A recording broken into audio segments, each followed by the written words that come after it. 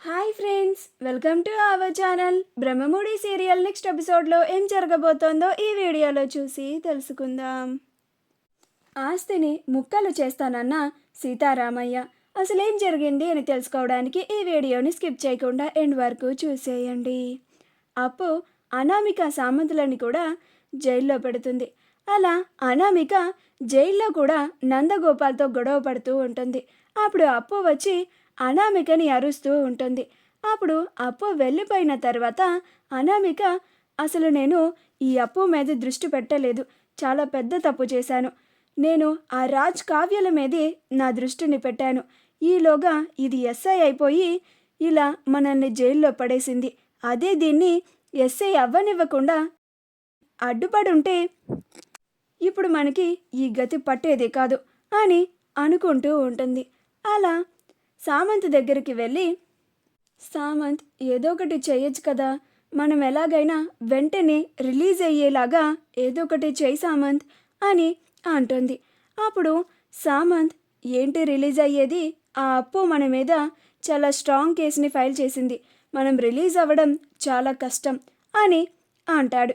అప్పుడు అనామిక, ఎంత ఖర్చైనా పర్వాలేదు సామంత్, కానీ మనం మాత్రం ఎట్టి పరిస్థితుల్లోనూ రిలీజ్ అవ్వాల్సిందే, లేకపోతే ఆ రాజ్ కావ్యాలు ఇద్దరు నా మీద పగ తీర్చుకున్నారు అని, రివెంజ్ తీర్చుకున్నారు అని చాలా సంతోషపడుతూ ఉంటారు.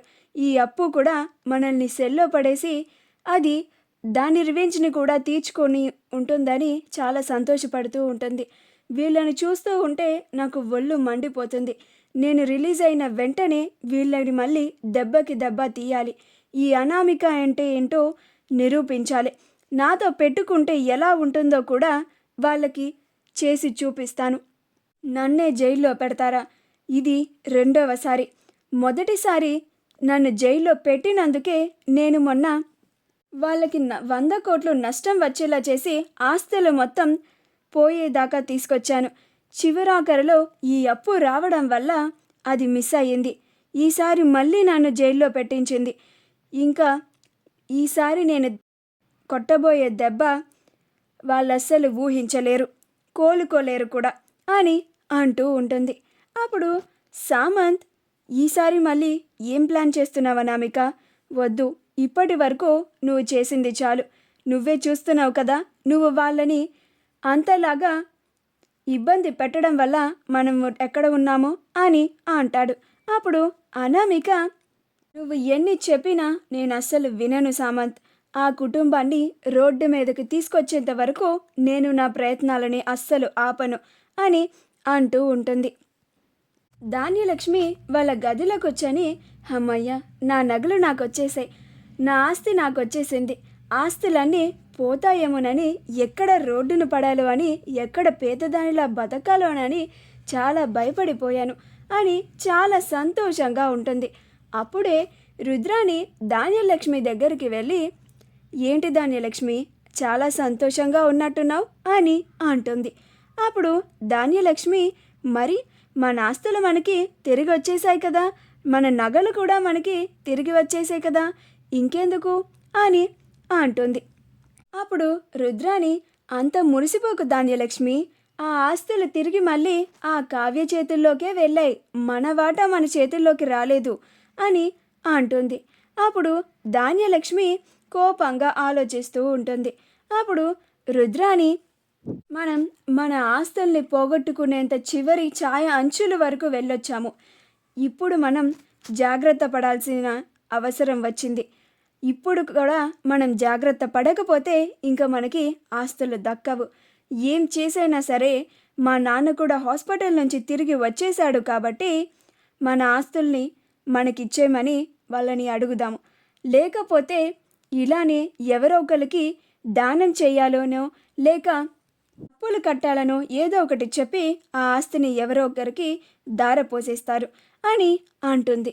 అప్పుడు ధాన్యలక్ష్మి, అవును రుద్రాణి, నువ్వు చెప్పింది కూడా నిజమే, అప్పుడు మావయ్య గారు నాకు నా సమస్యకి ఏదో ఒక పరిష్కారం చెప్తాను అని అన్నారు కదా, కానీ ఆ గుండెపోటుతోనే ఆయన హాస్పిటల్లో జాయిన్ అయ్యారు, ఇప్పుడు ఆయన తిరిగి వచ్చేశారు కాబట్టి ఆయన్ని ఏదో ఒక పరిష్కారాన్ని చూడమని అడుగుతాను, ఈరోజే అడుగుతాను అని అంటూ ఉంటుంది.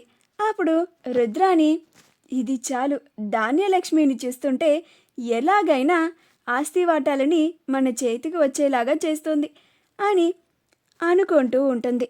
అలా అందరూ భోజనం చేయడానికి డైనింగ్ టేబుల్ దగ్గర కూర్చుంటారు. అప్పుడు అందరూ తింటూ ఉంటారు. అప్పుడు ధాన్యలక్ష్మి, మావయ్య గారు, మీరు నేను అడిగిన ప్రశ్నకి ఒక మంచి పరిష్కారం ఆలోచించి చెప్తాను అని అన్నారు. నాకింతవరకు మీరు మీ నిర్ణయాన్ని కూడా చెప్పలేదు అని అంటుంది. అప్పుడు సీతారామయ్య, దేని గురించి మాట్లాడుతున్నావమ్మా నువ్వు అని అంటాడు. అప్పుడు ధాన్యలక్ష్మి, అదే మావయ్య గారు, ఎవరి వాటా వాళ్ళకి పంచే విషయంలో అని అంటుంది. అప్పుడు అపర్ణ, ఛీ, నువ్వింకా మారవా ధాన్యలక్ష్మి? ఆస్తి ఆస్తి ఆస్తి అని ఓ చచ్చిపోతున్నావు. పోయిన తర్వాత కూడా ఆస్తిని ఏమన్నా నీతో పట్టుకొని పోతావా ఏంటి అని అంటుంది. అప్పుడు రుద్రాణి, పోయిన తర్వాత ఆస్తిని తీసుకెళ్ళలేకపోవచ్చు వదినా, కానీ ఇక్కడున్నంతకాలం బతకడానికి కావలసింది ఆస్తే కదా అని అంటుంది. అప్పుడు అపర్ణ, నువ్వు ఈ ధాన్యలక్ష్మి కలిసి ఈ ఇంట్లో వాళ్ళకి మనశ్శాంతి కూడా లేకుండా చేస్తున్నారు. మావయ్య గారు హాస్పిటల్ నుంచి ఇంటికి వచ్చి 2 రోజులే అయ్యింది.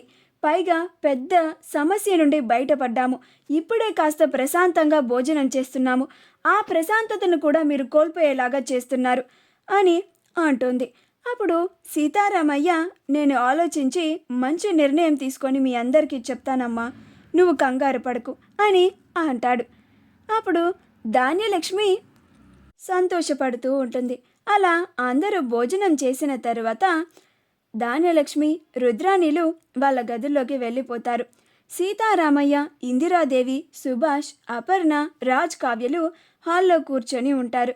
అప్పుడు అపర్ణ, ఇప్పుడు సమస్యలన్నీ తీరిపోయాయి కదా మావయ్య గారు, మనం ఇప్పుడు చాలా ప్రశాంతంగా సంతోషంగా ఉండొచ్చు.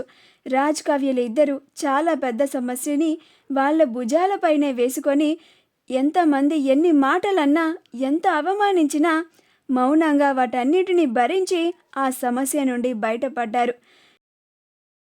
వీళ్ళిద్దరిని చూస్తుంటే నాకు చాలా గర్వంగా ఉంది అని అంటూ ఉంటుంది.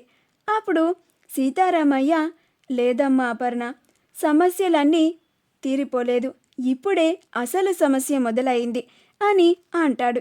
అప్పుడు సుభాష్, అదేంటి నాన్న, ఇంకా ఏం సమస్య ఉంది అని అంటాడు.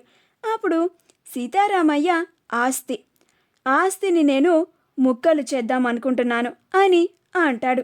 మా వీడియో కనుక మీకు నచ్చినట్లయితే లైక్ చేయండి, షేర్ చేయండి, మా ఛానల్ని సబ్స్క్రైబ్ చేసుకోండి, పక్కనే ఉన్న బెల్ ఐకాన్ని క్లిక్ చేయడం మాత్రం మర్చిపోకండి.